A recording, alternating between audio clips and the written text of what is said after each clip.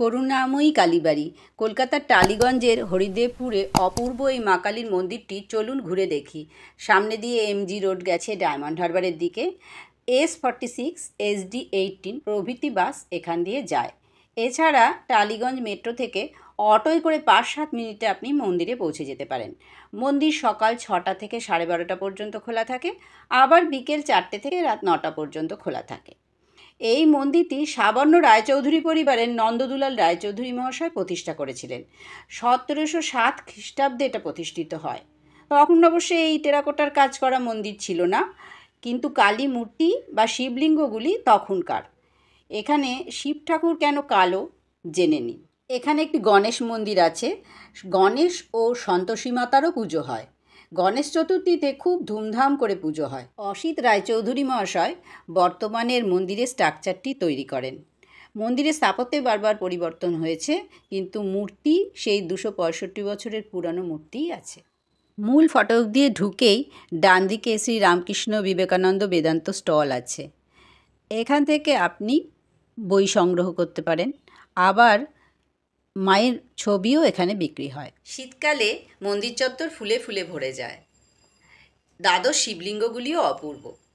ঢুকেই বাঁ দিকে 6টি শিব মন্দির এবং মূল মন্দিরের ডান দিকে 6টি শিব মন্দিরে। মন্দিরের গায়ে টেরাকোটার কাজ অপূর্ব।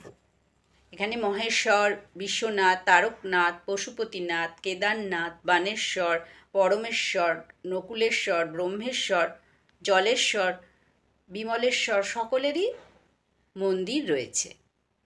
নন্দদুলাল রায়চৌধুরী মহাশয় স্বপ্নে দেখেছিলেন আদিগঙ্গার সাবর্ণ রায়চৌধুরীদের ঘাটে একটা বড় কালো পাথর রয়েছে এবং মা সেইটা দিয়ে মূর্তি বানাতে বলছেন। তাই তিনি ওই একটা বড় পাথরকেই নিয়ে এসে কেটে মহাদেব এবং কালীর মূর্তি বানান। মহাদেবের উপরে এখানে কালী দাঁড়িয়ে আছেন এবং এই জন্যেই এখানে মায়ের মূর্তিও কালো এবং মহাদেবের মূর্তিও কালো। সকাল 10:30টার মধ্যে গেলে এখানে আপনি ভোগ পাবেন, তবে 101 টাকা দিয়ে কুপন কাটতে হয়। শুধু শনিবারে বিনামূল্যে ভোগ বিতরণ করা হয়। শোনা যায় এই মন্দিরের নাম করুণাময়ী হওয়ার পেছনে একটা গল্প আছে। শ্রী নন্দদুলাল রায়চৌধুরী মহাশয়ের কন্যার নাম ছিল করুণা। সে নাকি 7 বছর বয়সে মারা যায় এবং সেই শোকেই উনি এই মন্দিরের নাম রাখেন করুণাময়ী কালীবাড়ি। মা এখানে কন্যা রূপেই পূজিত। এখানে জগন্নাথ, বলরাম, সুভদ্রারও পুজো হয়। রথ উৎসব পালিত হয়, একটি রথও আছে। আর এখানে আছে রামকৃষ্ণ সভাঘর, যেখানে সন্ধেবেলা নাম গান হয় আর রাত 8টার সময় মায়ের আরতি হয়।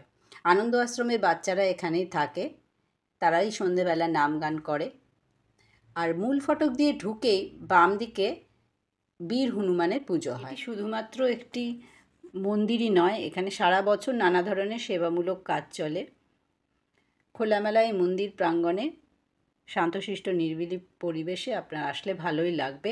যারা এসেছেন তারা তো আসবেনই, আর যারা আসেননি তারা অবশ্যই একবার এসে ঘুরে যান এই মায়ের মন্দির।